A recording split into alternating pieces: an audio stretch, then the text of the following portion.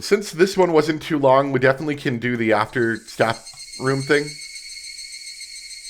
So that would be under extra. Let's check out that tip. That was the only one we got. The Forbidden Treasure, Onigari no Ryuo. The Forbidden Treasure, Onigari no Ryuo. It's the most valuable asset of the Furude Shrine that's kept in the ritual storehouse. In ancient times, when this place is a chaotic world of both humans and demons, this precious sword defeated the demon god. However, nobody has seen it for 1,000 years. According to the legend, it's sealed in the statue dedicated to Oyashiro-sama in the ritual storehouse. Because of its structure, as long as the belief in Oyashiro-sama continues, it will remain a forbidden tool forever sealed away. Also, it's only mentioned in the forbidden scrolls of the Furude Shrine. Therefore, only a handful of the Furude family heads have ever known about its existence. According to several of these forbidden scrolls, the sword is shaped like a willow branch. There are some ink paintings of the sword, made by a few Furude heads, but none of them match that description. That means they drew those pictures from their imagination. The legend says there was a girl named Okwa, who received a divine message that commanded her to defeat a demon god. However, neither the swords of humans or demons could conquer the demon god. It would require a blade that was neither a human sword nor a demon sword. Sorry, just got the hiccups all of a sudden. Only a sword that mixes human and demon qualities could defeat the demon god. It has been said repeatedly that the ancestors of Hinamizawa are half demon and half human. Oka Furude, dates unknown, is said to be the first person whose blood was mixed in that way. This description is what conveys that. Heavens gave Oka, I think it might be Oka, a precious sword. The precious sword was shaped like a willow branch. Its tip split 3 ways, which symbolized heaven, earth, and people in unity. It also symbolizes the harmony between heaven, demons, and humans. Oka headed to the swamp where the demon god hid, and defeated him with his treasured sword. Each forbidden scroll describes how she defeated the demon god differently. Some say she disciplined him. Some say he ran away. Some say he surrendered. What happened to the demon god afterwards is unclear too. The oldest scroll says the precious sword destroyed the demon god's horn, but other books don't mention that. The precious sword that defeated the demon god was then enshrined and was named Onigari no Ryo. Oka sealed this precious sword in the deepest place of the shrine to hide its existence forever. Even if it was created to slay the demon god, the sword didn't belong in this world anymore and shouldn't exist on the face of the earth. Some said that was why it was removed from the human world. But some said Oka was the daughter of the demon god, and that she wanted to banish the sword that killed her mother. The ancient cult of Oyashiro-sama suggested Oyashiro-sama was this demon god, the source of chaos, the source of all that was evil, and the source of all friction. To prevent the demon god from returning to the human world through worship and comfort is the root of that ancient cult. This may be a type of cult devoted to an evil god. This idea that it's not worship for protection, but to stave off a curse links slightly to the modern worship of Oyashiro-sama, but seems slightly distant from the modern worship that asks for Oyashiro-sama's blessings and sees them as a god of marriage and good relationships. It fosters the argument that humans are good by nature, saying that all discord is the work of Oyashiro-sama, and that there are no demons in the world of man. After that, the legend continues on to what we know today, the harmony of humans and demons. But in this era, all the scrolls on the origin of the belief in Oyashiro-sama and the scrolls of the matriarch of the Furude family have been sealed due to being forbidden. That happened probably because the new image of Oyashiro-sama, that of a loving and affectionate god, and the ancient image of Oyashiro-sama, the source of all evil, didn't match. It became too difficult to explain the faith's doctrine. Also, if one believes the forbidden scrolls, the Furude family was descended from one who killed her own mother. That would mean their blood was cursed. If all of that is true, then today's faith is very different from the one that was started by the matriarch. One of the leaders of the Furude family from hundreds of years ago wrote this. The Onigari no Ryo, the legendary precious sword, is the symbol of both the Furude family and the sins of the human world. It was an era where people pushed the source of their evil onto others, and could only purify their sins by killing one another. The matriarch, number one, took in the root of all evil herself and led her child murder her. This is how the place was freed from the chaos. The matriarch usually means Oka Furude, but sometimes it means her mother. Oh, I see, that was like an asterisk. Okay, right, because it is an asterisk, I think. I think it's an asterisk. The notion that the matriarch was the demon god was a taboo among the Furude family. However, obviously, some leaders interpreted it in that way. When the Furude family, or when the world of man commits the foolish act of seeking to blame others and tries to return to the world of demons, that is when faith will disappear and the statue's head will shatter. That's when the Onigari no Ryo will reappear to us. The second coming will once again revive the memory of the Furude family's forgotten sins. Is the demon god a fictional legend, or someone who actually existed? In some rare cases, babies were born with horns, and they were called children of the demon god. Descendants of the Furude family who will read this. The myths passed down by forbidden scrolls are numerous, and their content vastly differs. But don't get caught up in the smoke. No matter how different all these scrolls are, there's one thing that they all want to convey. Search the heart of Oku Furude, the one who sealed the Onigari no Ryu forever. That is the fate of all the Furude family leaders must understand.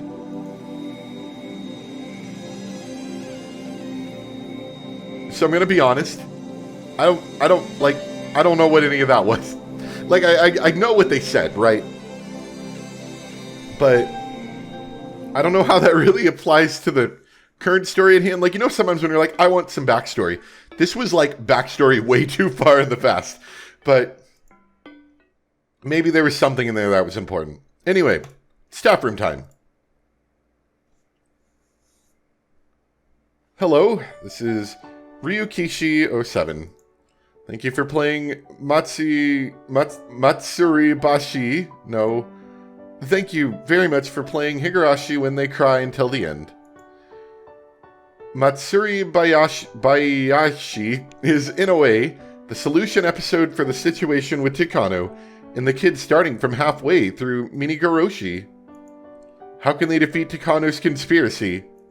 How can they reach their ideal ending? I wrote this episode as a duel between you, the reader, and me, the writer. So if you think you created a better world than my Matsuribayashi, that means you defeated Ryukishi07 in this duel. Ryukishi07 had provided 2 resolutions. One is how to fight against Takano. First, here's a hint from the Minagoroshi chapter. You find out about Takano's conspiracy, which relies on Emergency Manual 34. Next, here are hints from the Watanagashi and Miyakashi chapters. It has been 48 hours after Rika's death, yet the village is peaceful. If you put those 2 things together, obviously the basis of the Emergency Manual, which Hifumi Takano wrote, that everyone will develop terminal symptoms within 48 hours, isn't true. When you put these 2 together, you can realize that if Rika's body was discovered 48 hours after her death, then it's possible to prevent the final operation. In the Matsuribayashi chapter, I wrote about an attacking side and a defending side like a novel. If I were to simply write about the resolution, all I had to write was for Oishi to announce that Rika died at least 48 hours ago, and Takano's conspiracy would fall apart once the news reached Tokyo. This was rather an easy resolution, like a puzzle, so I'm sure many of you got this right. The other resolution was the ideal ending for this world. To answer this, I have to explain the worldview of this story first. There are hints all over, but the crucial ones are in the Higurashi and Minaguroshi chapters. Satoko's uncle comes home, and Satoko's life becomes miserable. How can she be rescued from that situation? If this story was an exercise in murder, then the Higurashi chapter is the correct answer. Keiichi kills Teppei and hides his body well. There's a happy ending. Sort of. But I didn't end the episode that way. Instead, I denied it with a bad ending. The resolution the worldview of Higurashi when they cry advocates is a non-violent one, with everyone united together. That is established in question chapters such as Onikakushi, Watanagashi, and Higurashi. In those worlds, when someone becomes suspicious about everything and worries about it alone, things get worse and that leads to tragedy. The Miyakashi chapter is the sublimation of that situation. On the other hand, when one talks to their friends, it's revealed that the causes of the tragedies are quite silly. That is indicated in the Sumi Horobashi and Minaguroshi chapters, or episodes. In other words, can you see that in the worlds of Higurashi, anything can be overcome when people talk to each other and help one another? Unfortunately, that doesn't happen in reality. Helping each other creates friction, and oftentimes working alone is a lot simpler. However, we always hope that we can connect with other people and understand each other so that we can face any difficulty. In that sense, this world is a fantasy. That's right. In the worlds of Higurashi, there's one magical rule. That is to talk to others and accept help from them. Then you can defeat anything. With that, it's possible to make a miracle happen. If that could be cast into an absolute rule, it would be a sort of magical, systematic miracle. Just like what Hanyu and her friends said in the story. That is the worldview of Higurashi when they cry. If you follow that rule and think about an ideal ending, I bet the first thing you'll think about is an ending where all the club members unite and defeat Takano. Actually, there are scenes in the Matsurubayashi chapter that affirm that sort of ending. However, at the same time, Takano is described as a very lonely person. By doing so, I raise a question about the resolution. Everyone else unites, defeats Takano, and makes her into a sacrifice. This is a happy ending, yeah, I was gonna say, for everyone except Takano. It's a very popular style of story for the protagonist to unite together and sacrifice the antagonist. Aliens come to the Earth to invade us, so the world unites and defeats the aliens. Hooray for humans! And we must all get along. This is a very popular storyline all over the world. Then there are plenty of stories that use aliens or devils or monsters as clear bad guys and make them into sacrifices. Two parties fighting with each other become allies once the third party shows up. Storylines like these are indeed exciting.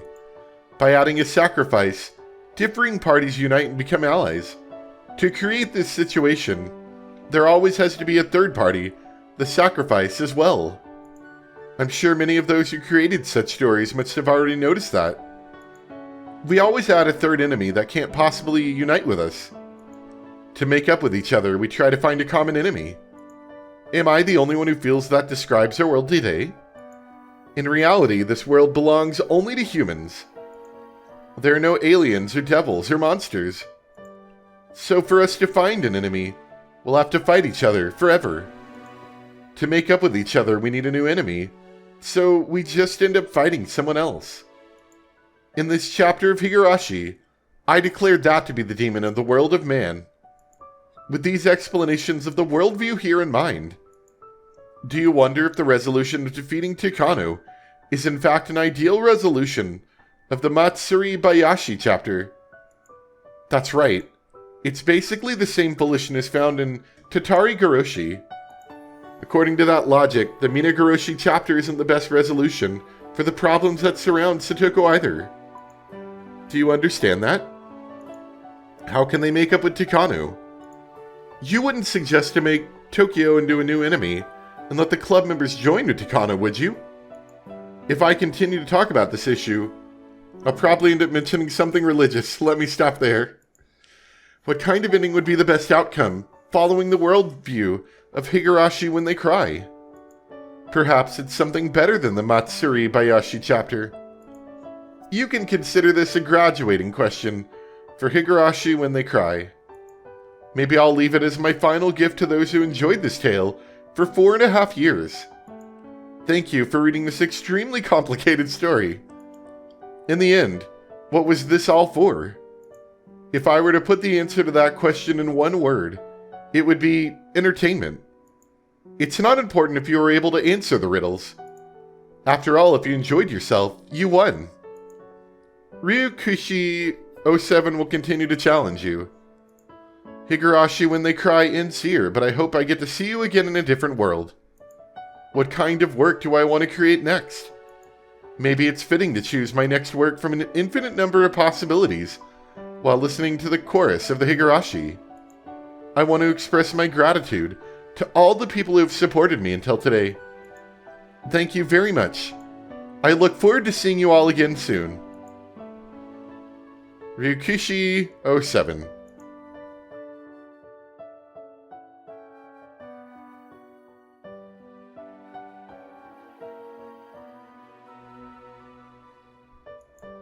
And is that? That is that. Okay. Well, that is, as far as I know, the end of, like, the main story for Higurashi when they cry.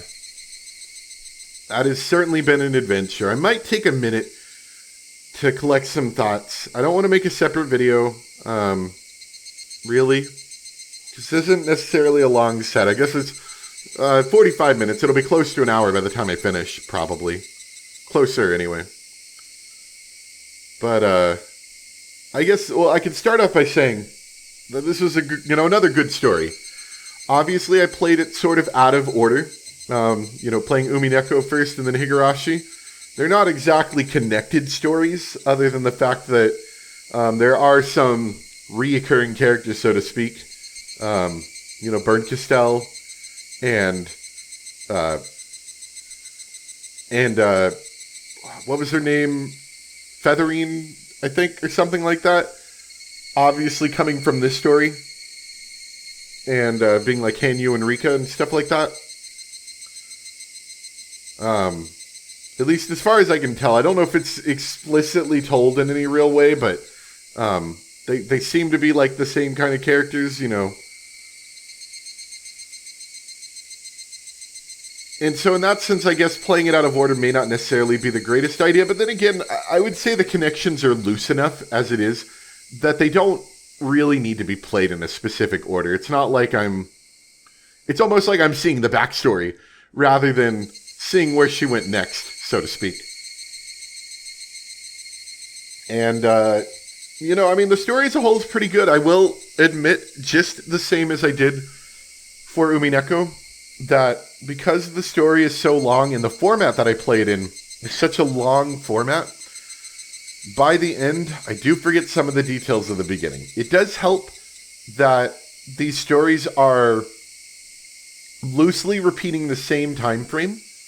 Obviously, different things happen in these time frames, but it does help in that sense. One thing I've commonly complained about Virtue's Last Reward is that it was such a long game, and by the end of the game, there was stuff from the beginning of the game that I completely have forgotten about. This helps a little bit. The fact that it is a recurring story, it keeps it different enough that, of course, I'm still interested, but it keeps it close enough that I still remember the main basis of the story.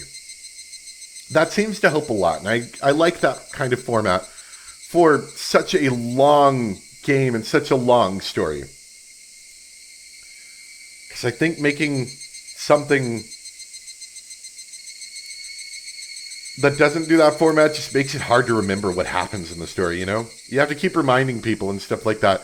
And as we just saw in that staff room thing, the game loves to refer to the different chapters of the game. Like, oh, remember Higurashi? Because I can't remember the names. You know, Sumi Kobashi or whatever they were called. Remember that one? How Keiichi made a bad decision, and I'm like, which one was that? Yeah, I don't remember the names.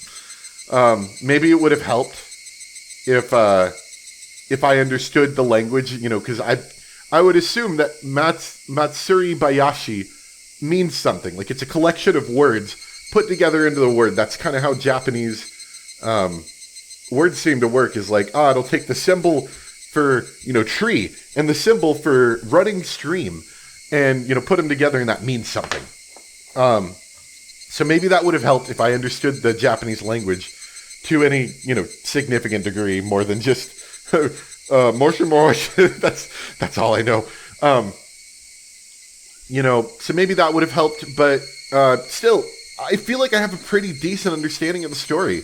And it's a really cool thing, you know, going back to it, that all these different stories are just from various characters, more or less. Some of them are a little different, obviously, but various characters getting the Hinamizawa syndrome, and then their worldview becoming twisted, becoming paranoid, and losing track of what's going on. The first one, of course, being Keiichi, where he thinks his friends are plotting to kill him.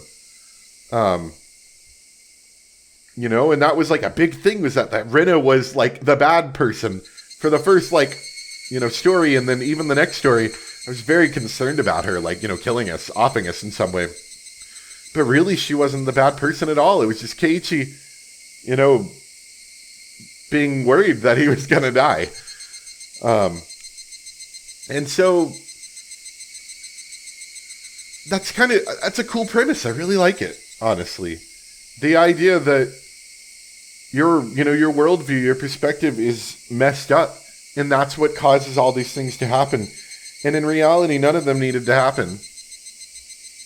And then once you once you finally understand what's going on in the story, then this larger story opening up of, oh, actually, they're plotting on, you know, killing all the villagers with this with this thing going on. It's such a neat story. I really like it a lot. And unfortunately, I will say that because I played Umineko so long ago, and like I said, it was such a long format, there's a lot of things in it that I've forgotten. I want to finish watching that anime. Didn't they? I think they also made an anime for Higurashi, like a new one. They had one, and then they made a new one. I can't remember if they made a new Umineko anime. I don't think... Well, I guess I could look that up real quick. Hold on. No, so they didn't make a new one for Umineko. That one was the original one from 2009. Now, obviously, people have said that one's bad. I watched a little bit of it, and I thought it was kind of interesting for the first one, although from what I understand, it falls off the cliff after that. But I have heard good things about the Higurashi anime, the new one. Although new is a stretch. I think it came out a while ago, but... so I'd like to take a look at that. Let me actually see. Hold on. I want to look into that one, learn a little bit more about that. Alright, so according to Wikipedia, which, has a lot of information on all of the stuff on it, there was an animated television series. It started in 2006. That was the original one, and it looks like they go over all the chapters, actually. They have the original one, then Kai, which I guess is like the two halves of the story, right? An OVA for Neko Goroshi chapter, some live action film. I've never heard about that one, but then again, maybe it wasn't good. An OVA, short, like 5-episode OVA of Rei. A live action film of Chikai. An OVA of Kira, which is 4 episodes. OVA of Outbreak. That sounds interesting.